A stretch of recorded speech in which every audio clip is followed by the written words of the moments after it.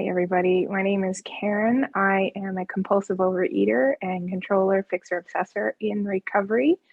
I just want to say I'm a little nervous, but I've got a lot of literature around me. I know we say at the beginning that, we could be speaking from, the LifeLab workbook, the AA big book, or the good book, the Bible.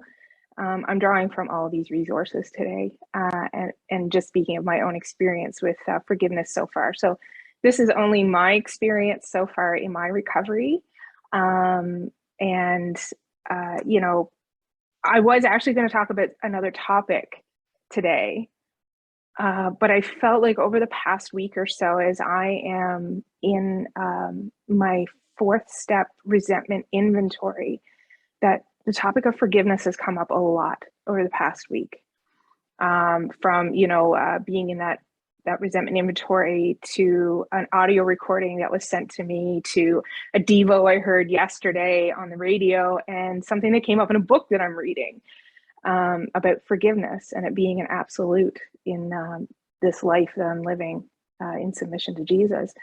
So I just wanted to start off by saying, forgiveness,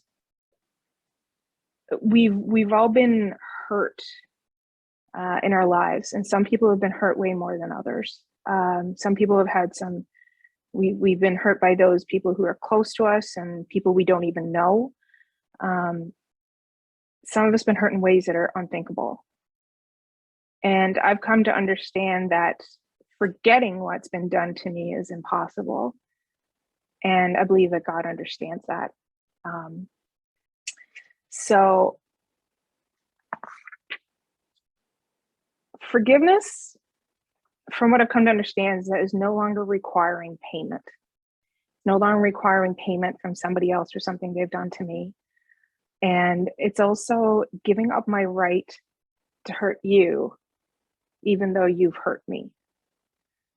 And we've probably all heard, hurt people hurt people. So as long as I stay feeling hurt, not forgiving you, I'm going to hurt you, or I'm going to hurt other people as well. So even though I can't forget, what's been done to me, God calls me to forgive. And through forgiveness, with his help, it sets my mind, my heart, and my body free from the hurt and bitterness and resentment that so easily poisons me and has poisoned me for a long time. And I'm sure a lot of you have heard about this. I think it was Joyce Myers that said this, is like holding on to resentment against somebody is like taking poison and expecting your enemy to die, or expecting somebody else to die. So it's hurting yourself. It's not necessarily always hurting them. The process of the resentment inventory, so taking stock of anybody who has threatened, interfered with, or harmed me, and how that makes me feel, I believe is an important step towards forgiveness. Through this process, I ask God to help me recall what he wants me to identify and see the truth about that, that hurt. And recently, he's actually revealed to me a resentment that I've been holding against somebody that I love dearly, and that person dearly loves me. And what I've come to understand is that even though I have a wonderful relationship with this person, the person has hurt me in the past because they are a human being with faults and flaws. They're just like me. I'm just like them. I'm just like you. And I've hurt others as well. And we'll continue to hurt one another because we're imperfect people. We're human beings, and God knows that. And I think you've heard the saying, like, time heals all wounds. I actually don't believe that to be true for me, or else I wouldn't be holding on to this wound from that person from so long ago. Somebody who I love and who loves me very much. But I do believe that God heals all wounds. And he has, for me, he's using this process of the 12 steps to heal my wounds. The beauty of having this awareness, being an imperfect and, being an imperfect human, is that through God's revelation to me through the 12 steps and LifeLab, that he has now given me the tools to forgiveness that I've been called, that he's calling me to forgive. I think I probably should have went into, what forgiveness isn't as well.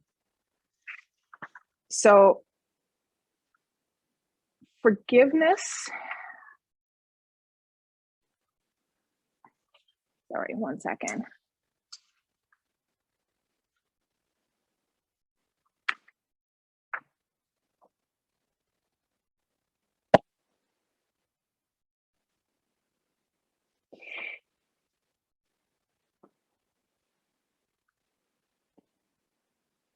Forgiveness isn't saying that what the other person did to you is okay. Because a lot of things have been done to people that are not okay. And it's not letting the other person off the hook. It's letting go that the other person, that I'm right. It's letting them go and be themselves. And when I'm harboring resentment and I'm not forgiving, it's keeping me on guard. If I'm on guard, I'm not letting God care for me.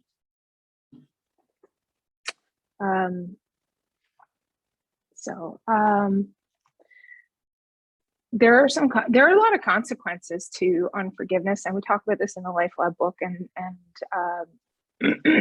I also did a little bit of research on unforgiveness. You bring anger and bitterness into. I bring anger and bitterness into every relationship and new experience that I have. I become so wrapped up in the wrong that I can't enjoy the present. I become depressed and anxious. I feel that my life lacks meaning or purpose, and that I'm at odds with my spiritual beliefs, or I'm disconnected from God. That's the ultimate, is that when I'm harboring anger towards and resentment towards somebody else, it says in the big book that, we're cut off from the sunlight of spirit. And in the big book, it says that resentment is the number one offender for addicts. It destroys more alcoholics, addicts, compulsive overeaters, controller, fixer, obsessor, what have you. It destroys anybody more than anything else.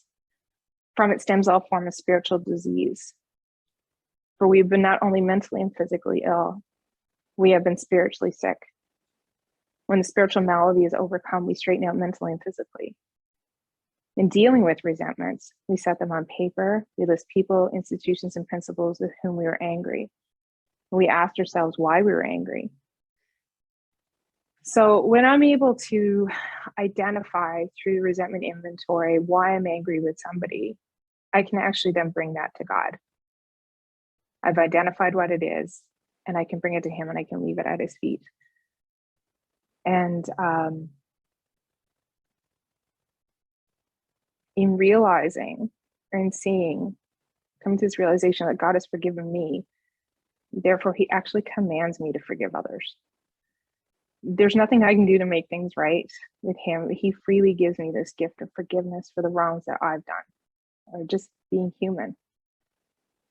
He shows us and me to ask this even in the Lord's Prayer that we say at the end of this meeting, forgive us our trespasses as we forgive those who trespass against us. And in the Passion Translation, it reads, forgive us the wrongs we have done as we ourselves release forgiveness to those who have wronged us.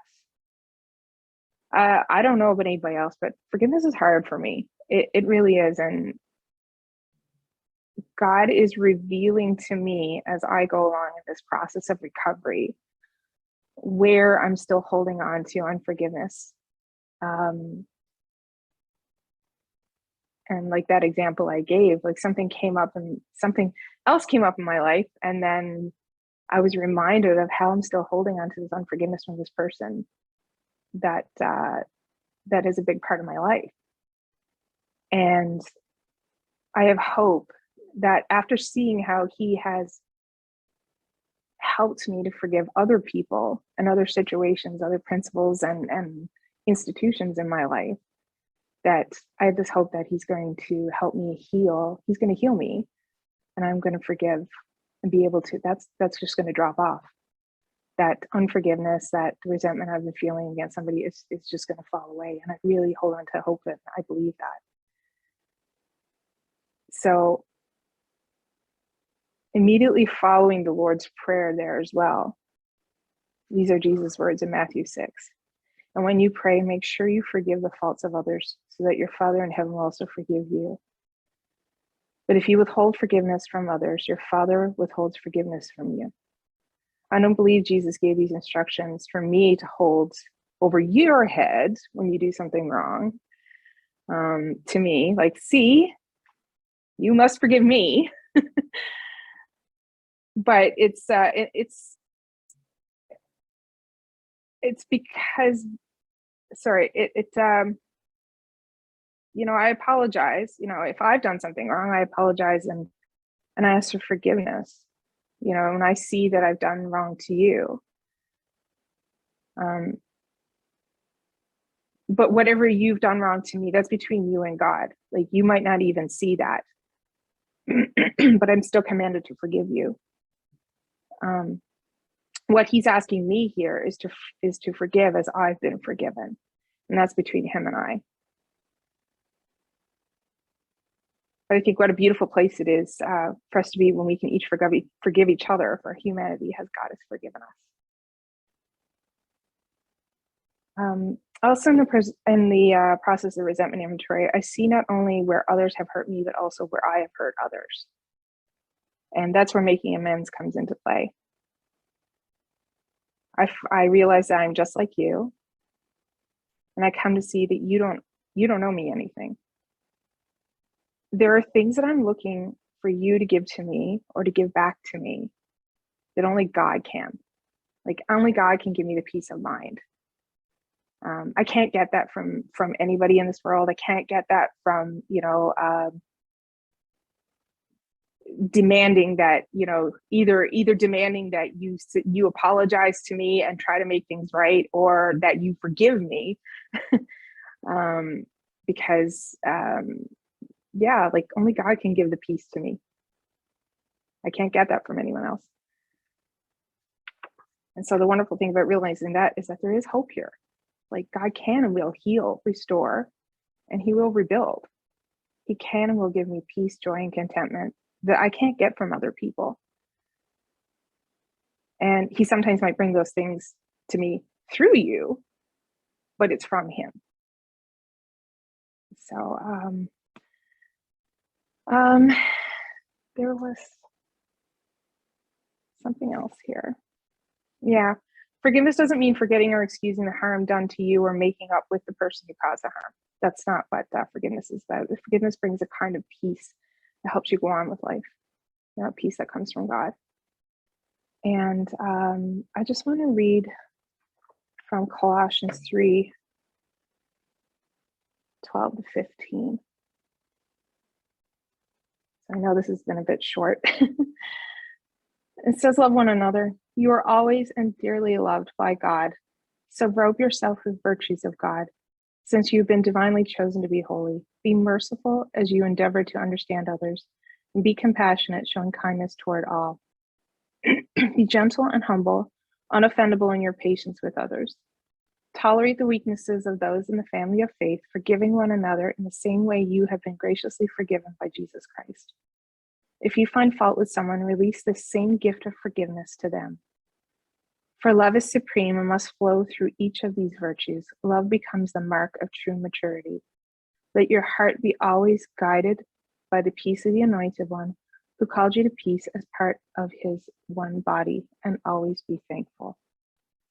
I read a Devo yesterday, or I heard one on the radio, and when I read it again online, it was written in the, we often try to justify an angry, but I changed the words, and I just want to read it back to you. I changed it to I. So from my experience, this really applied to me. And it says, I'll often try to justify an angry, unforgiving heart by thinking, well, the Lord knows what that person did to me, so he gets why I feel this way. Certainly Jesus, who is fully God and fully man, knows human emotions inside and out. In fact, he himself experienced betrayal and abandonment. So it's true that he understands my pain.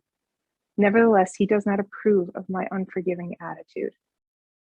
Through the Savior, I see how God views forgiveness, even when it comes to the vilest offenses.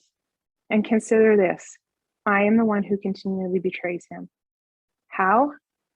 I've denied him his rightful place in my life, doubted his word, and ignored his instruction. There are times I kick him out of my daily activities and decisions so I can pursue things more to my own liking. What's more, I've sinned against both him and other people. And what is Jesus' disposition towards me? Come to me, all who are weary and burdened, and I will give you rest. Do I really believe he will justify my unforgiveness? No. He wants me to instead look at the cross. There I will discover the price that was paid for my own forgiveness. Just as I have been forgiven, so I must now become a forgiver.